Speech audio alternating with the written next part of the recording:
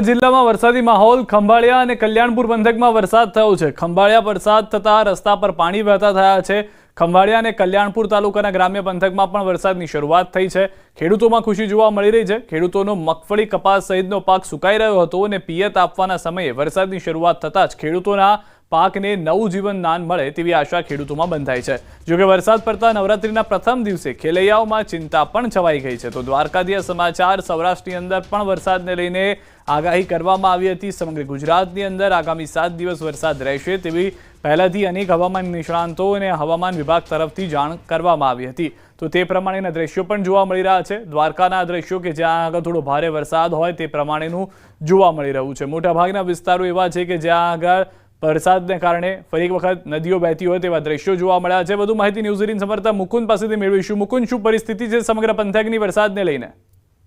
જી, વાત કરવામાં આવે તો દેવભૂમિ દ્વારકા જિલ્લામાં જ સવારથી જ વરસાદી માહોલ છવાયો હતો। ત્યારે બપોર બાદ વાતાવરણમાં પલટો આવ્યા બાદ ખંભાળિયા શહેર તેમજ આસપાસમાં જે ગ્રામ્ય વિસ્તાર છે તેમાં છૂટો છવાયો વરસાદ નોંધાયો હતો। ત્યારે વાત કરીએ તો કલ્યાણપુર પંથકના કેટલાક ગ્રામ્ય વિસ્તારમાં પણ વરસાદ નોંધાયો હતો, જેમાં ખાસ કરીને ખંભાળિયા શહેર તેમજ આસપાસના જે ગ્રામ્ય વિસ્તાર છે તેમાં 1 ઇંચથી વધુ વરસાદ નોંધાયો હતો અને ખંભાળિયા શહેરમાં મુખ્ય બજારો પર ધસમસતા પાણીના પૂર વહેતા હોય તેવા દ્રશ્યો પણ જોવા મળ્યા હતા। ત્યારે વાત કરીએ તો ખંભાળિયા તાલુકાના આસપાસના જે ગ્રામ્ય વિસ્તાર છે, ખંભાળિયા તાલુકાના કુવાડિયા, મોવાણ, પાતેલ, હંસથલ સહિતના જે ગ્રામ્ય વિસ્તાર છે તેમાં 1 ઇંચથી વધુ વરસાદ નોંધાતા ક્યાંક ને ક્યાંક ખેડૂતોમાં પણ ખુશીનો માહોલ જોવા મળ્યો છે। જી સિદ્ધાર્થ, આભાર મુકુંદ સમગ્ર માહિતી બદલ। તો ખેડૂતો ખુશખુશાલ જોવા મળી રહ્યા છે। ખેલૈયાઓ ચોક્કસથી ચિંતામાં છે, પરંતુ સારો એવો વરસાદ જે છે તે હાલમાં સૌરાષ્ટ્રના વિસ્તારોમાં આગાહી પ્રમાણે જોવા મળી રહ્યો છે। ખેલૈયાઓ માટે મોટા સમાચાર છે। ખેલૈયાઓ મોડી રાત સુધી ગરબા રમી શકશે। નવરાત્રીને લઈને બોલ્યા છે હર્ષ સંઘવી। મન હોય તેટલું માતાજીની આરાધના સાથે ગરબે રમે નાના અને મધ્યમ વર્ગના વેપારીઓને લાભ થશે। સરકારના નિર્ણયથી ખેલૈયાઓમાં ખુશી છે। ગરબામાં ખોટા ગીતો ના વાગે તેનું ધ્યાન રાખજો। ગરબાથી કોઈને ખલેલ ન પહોંચે તેનું પણ ધ્યાન રાખવા ટકોર કરી છે હર્ષ સંઘવીએ।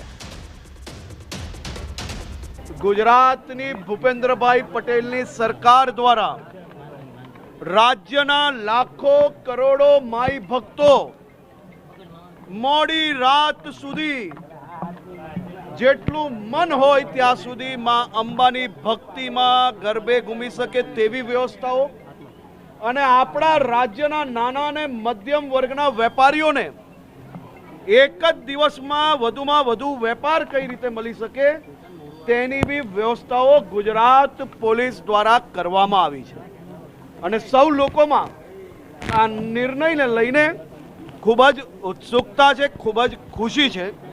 સૌ આયોજકોને મારી એક માઈ ભક્ત તરીકે વિનંતી છે, મા અંબાની ભક્તિમાં કોઈ બી પ્રકારે આપણી આરાધનાને ઠેસ પહોંચે તે પ્રકારના ગરબામાં કોઈ બી પ્રકારના ગાના ગીત ના વાગે તેવી ચિંતા સૌ માઈ ભક્તોની છે। સૌ આયોજકોની આ સંપૂર્ણ જવાબદારી છે અને ગુજરાતની અસ્મિતાને ઠેસ પહોંચે એ કોઈ બી પ્રકારે ચલાવી લેવામાં આવશે નહીં, પરંતુ એવી વ્યવસ્થાને અવ્યવસ્થામાં ના બદલવી કે જેનાથી આસપાસના લોકો સંપૂર્ણ રીતે હેરાન થઈ જાય તેવી જવાબદારી પ્રત્યેક નાગરિકોની।